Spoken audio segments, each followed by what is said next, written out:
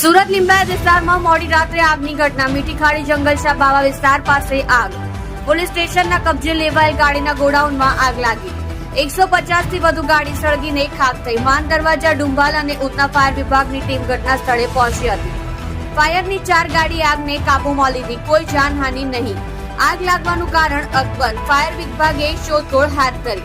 Limbayat police દ્વારા કબજે કરાયેલ વાહનો બળીને ખાખ થયા. લિંબાયત પોલીસે અકસ્માત નોંધ કરી તપાસ શરૂ કરી.